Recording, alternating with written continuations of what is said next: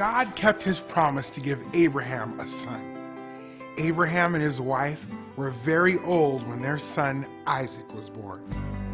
One day, God tested Abraham. God wanted to make sure that Abraham loved God most of all. "Abraham," God said. "Here I am," Abraham answered. "Take your son Isaac to the mountain and give him to me as a sacrifice," God said. A sacrifice is anything of value brought to God as a way to show obedience, love, thanksgiving, or the need for forgiveness. During Old Testament times, a sacrifice usually involves killing an animal. This time, God asked Abraham to sacrifice his son Isaac instead. Abraham obeyed God. He got up early the next day and left with Isaac, 2 servants, and a donkey carrying supplies. They walked for 3 days before they got to the mountain where God wanted Abraham to make the sacrifice.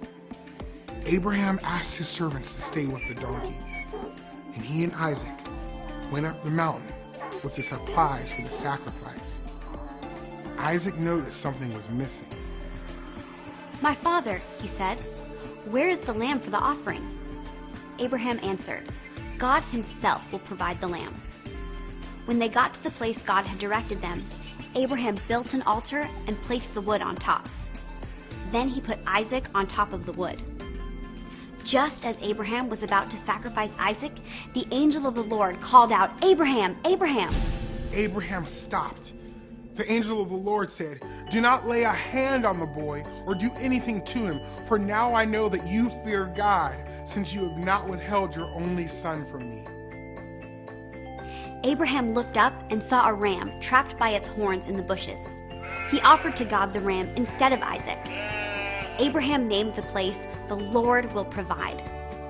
The angel of the Lord reminded Abraham that God would keep the covenant he made with Abraham. God again promised to bless Abraham, to make his family as numerous as all the stars in the sky and the sand on the seashores.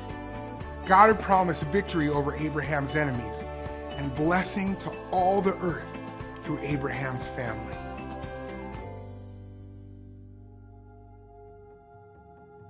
Abraham showed his love for God by being willing to sacrifice his son Isaac. This is how God showed his love for us. He sent his son, Jesus, to die on the cross so that we could have eternal life through him.